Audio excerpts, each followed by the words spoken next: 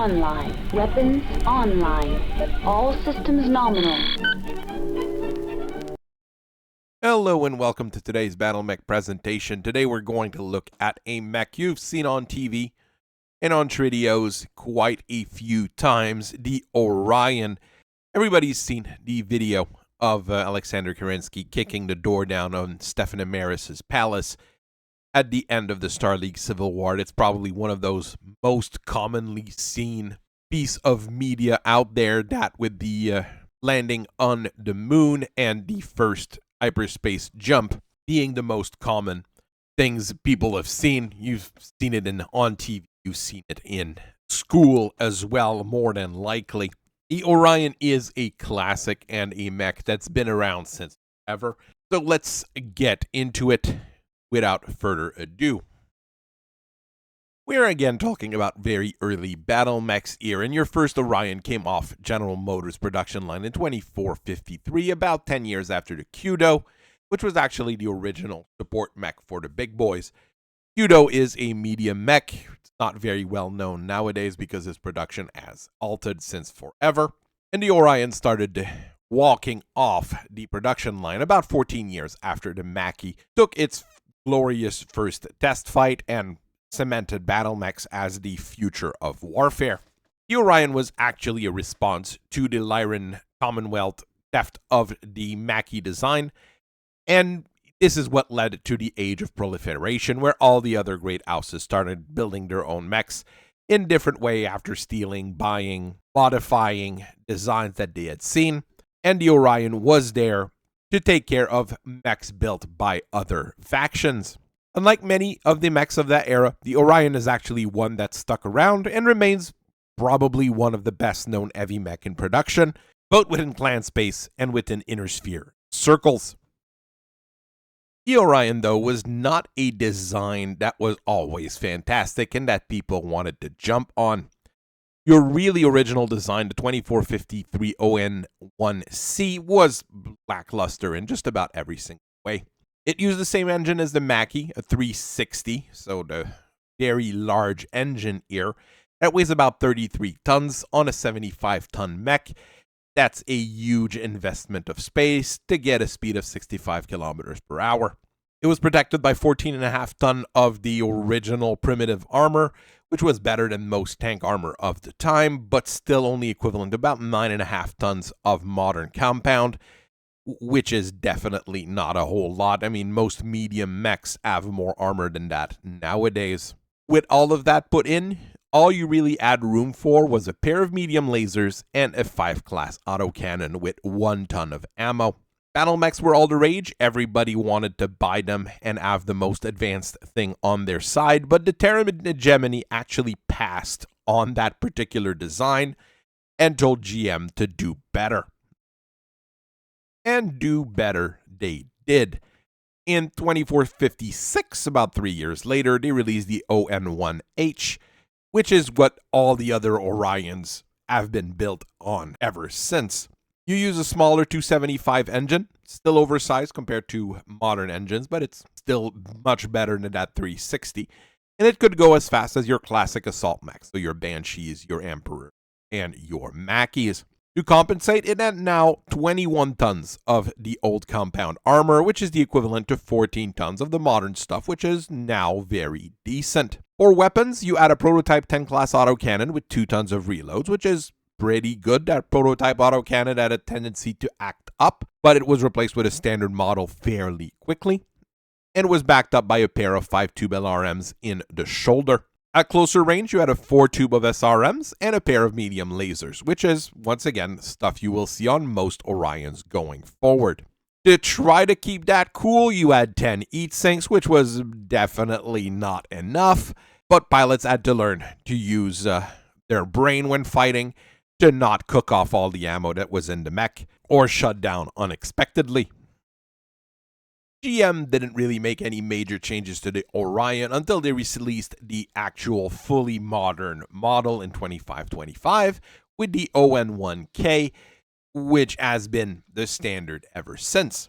Used the Vlad 300, once again pretty much the same engine you would have in a Mackie of the era, and an engine that you will see on quite a few mechs nowadays, things like the Marauders and all the rage there. You could now go 65 kilometers per hour, which was the original speed they wanted the thing to go at, and it was protected by 14 or 14.5 ton of standard compound, depending on the year it was built and depending on how it was set up. It's a little bit of an odd situation. You got 10 heat sinks to keep the mech, well, not really cool. It's going to eat up, but pilots had to learn how to make it work. It was tough, it was rugged, it was easy to work on. Just about everybody had already worked on the earlier models, and there was clear schematics on how to keep the whole thing running.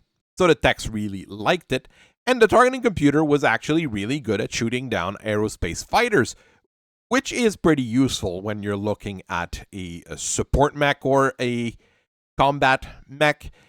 It wasn't very frequent in those days, at least. Your weaponry is really similar to that original production model, but the LRM racks are replaced with one larger 15-rack LRM. So you get more punch, but less potential accuracy, because shooting multiple small launchers can sometimes be more accurate than one large launcher. Your mileage may vary, basically. Surprisingly, the Orion was never selected to be part of the Royal Regiments of the Star League, so there's no Royal version of the Orion. It was mainly relegated to militia work and support work in larger formations rather than the Special Forces formations. The only one that we really know of is Alexander Kerensky's specific Orion, which is an ON-1K that was modified heavily. You take out the LRM rack and the AC-10, and you replace it with the prototype snub-nose PPC and a Gauss rifle.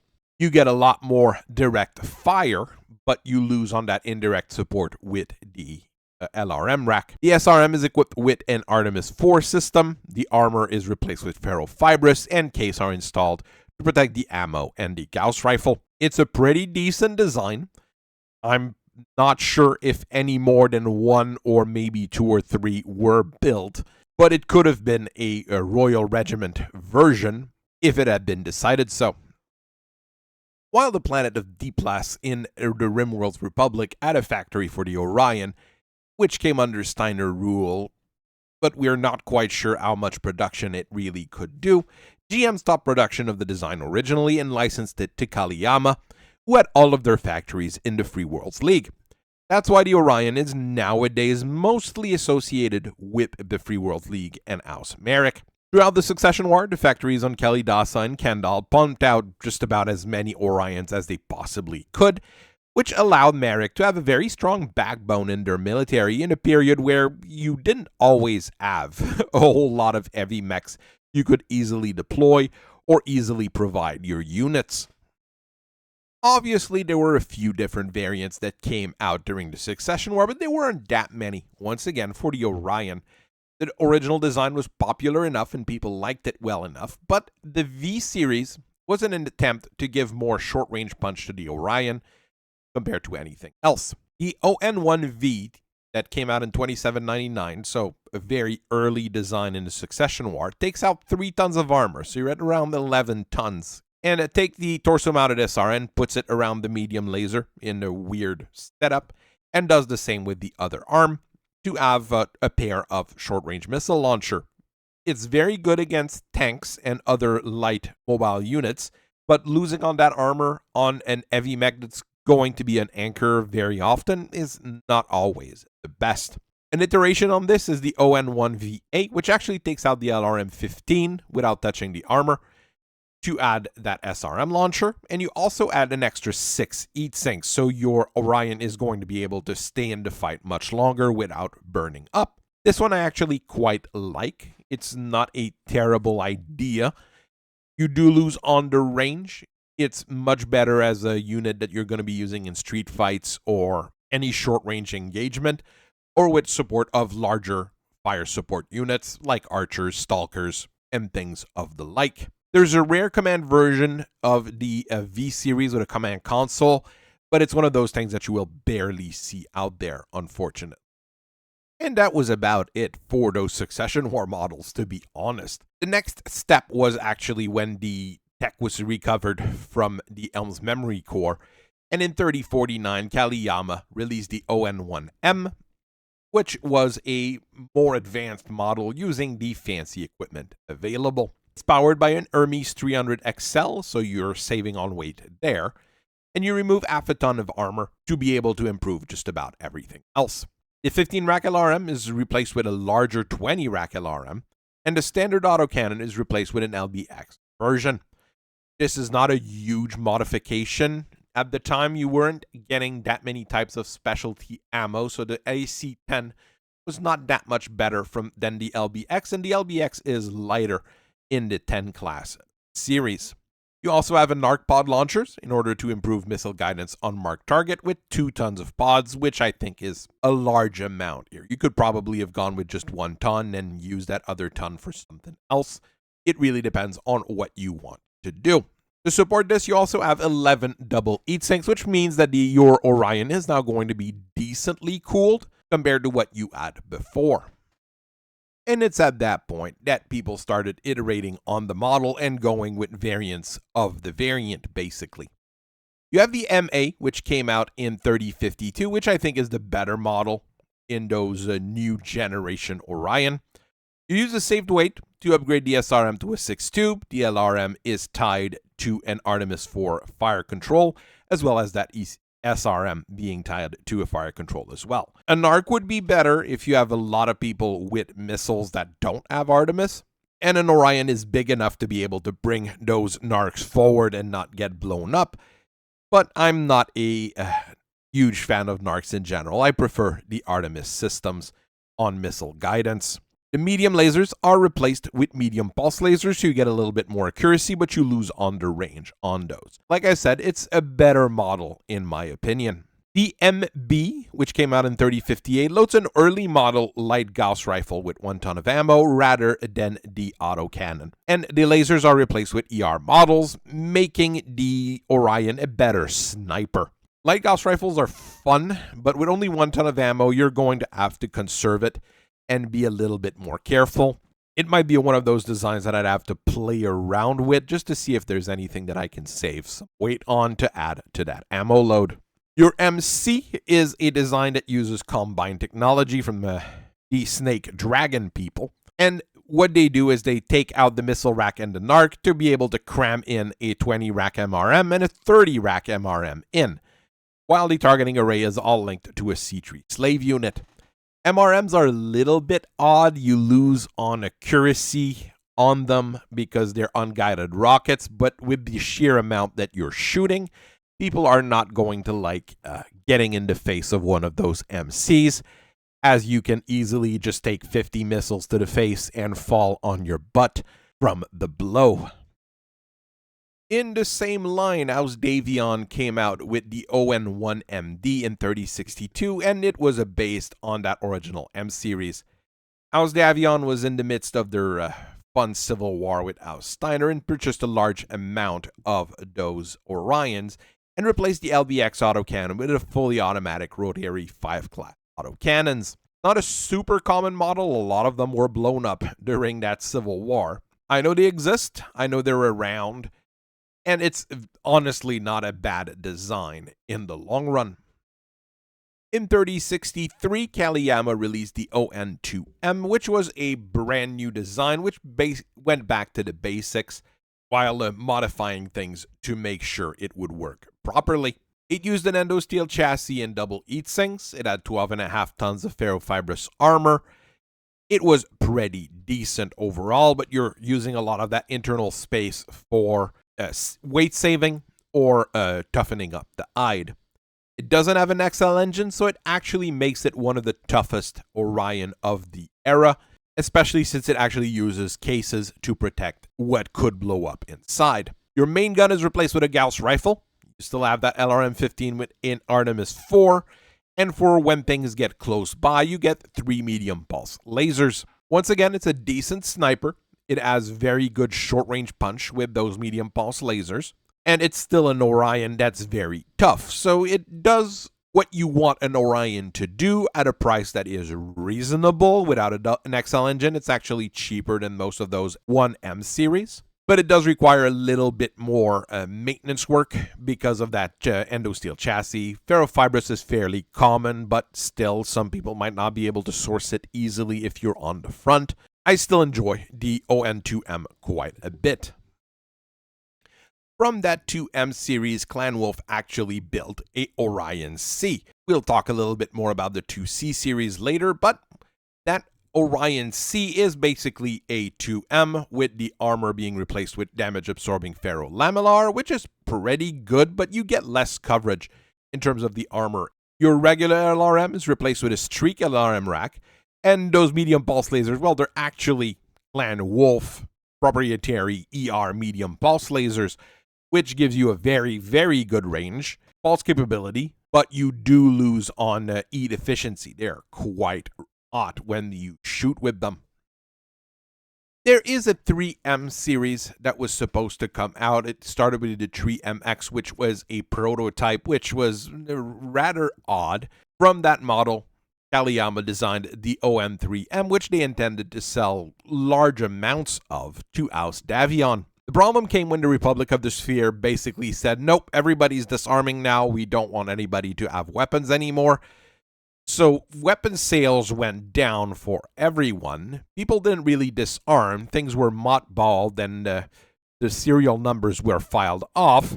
And that 3M model didn't sell like they wanted it to, so they had to sell it at a discount for most people. For equipment, what that model has is a Gauss rifle and an extended LRM-15, which gives you extreme range, which makes this particular version of the Orion a great sniper. And you have 4 tons of ammo for that ELRM-15, so you can stay in the fight for quite some times. Each arm still has an ER medium laser as well, so you get at least some ways of defending yourself at short range.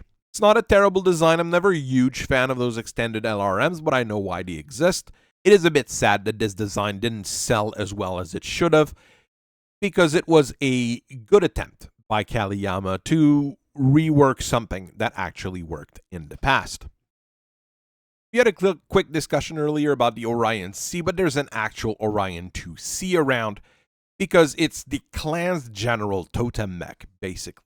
They really like it since it was Alexander Kerensky's mech, and most people just keep the design running originally, because some of the clans aren't very smart on how they deal with this kind of situation.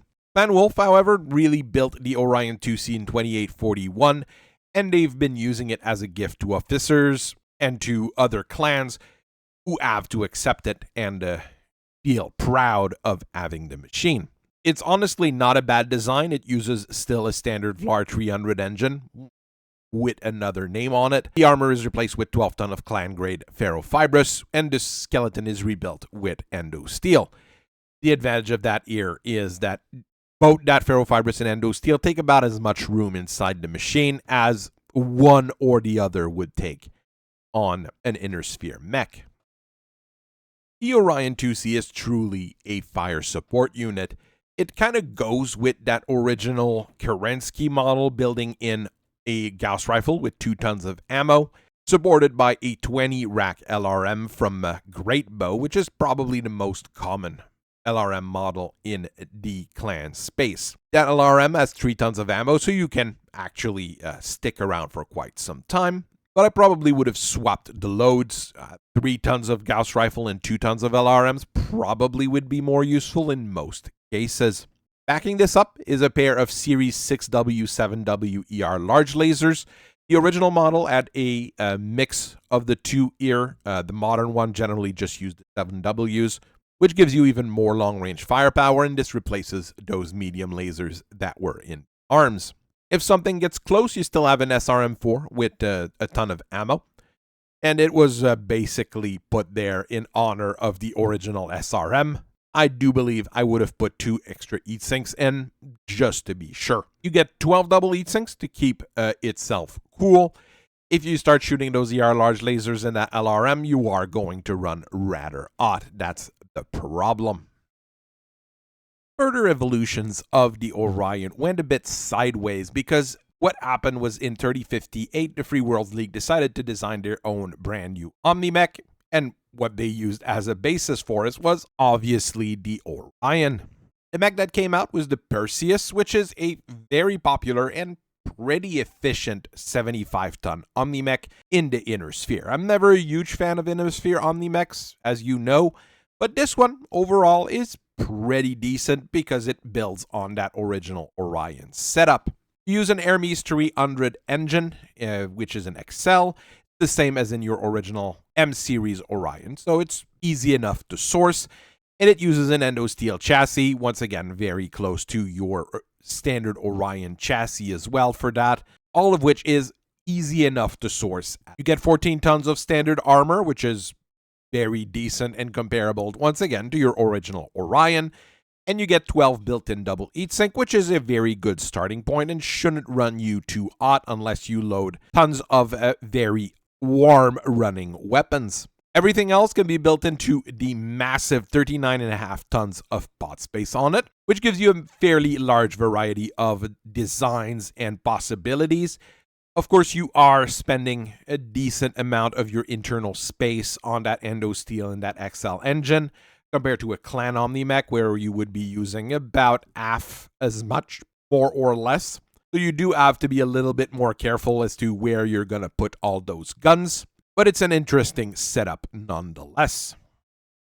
Another design which was proposed and didn't quite make the cut was the Panderas, which was another design built for a variety of different things here. With the original model using brittle composite material for the structure, composite material is lighter, but it's also a lot more fragile, so I'm really not a huge fan of it. The actual production model of the Panderas uses regular endosteel instead, which is much better, but it's one of those mechs that I've never really seen in the factory. It was originally intended to be an Omni-Mech like the Pereus, but it was simplified to make it a standard mech.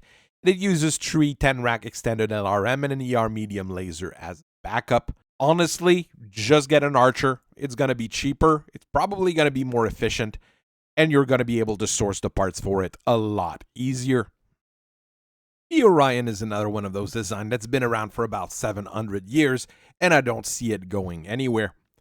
Even with the Pereus being a better Orion, the ON2M is a very nice standard machine that really doesn't break the bank, and even the clans have made a version of it, so you're going to be able to find it, you're going to be able to field it, and if you get a Pereus, you're going to be able to play with it, and none of those parts are going to be really rare or hard to get. With the clans also worshipping this machine, it's not a thing that's going to leave the cultural zeitgeist anytime soon, and the military zeitgeist either, as it's just a very average, very functional 75-ton mech that does what you need it to do at a price you're willing to pay. We really have a large number of Orions walking in around here. We have a special manual for techs that we give new recruits on the Orion. It's a 5-page little handbook, pretty straightforward, explaining how some of the parts work, the ones that are more complicated and that they might not know about. It's also a thing that I suggest people look over every once in a while, just as Orions walk into the shop. It's a matter of, 15 minutes of reading just to be sure to save maybe 2 or 3 days of work on the darn thing.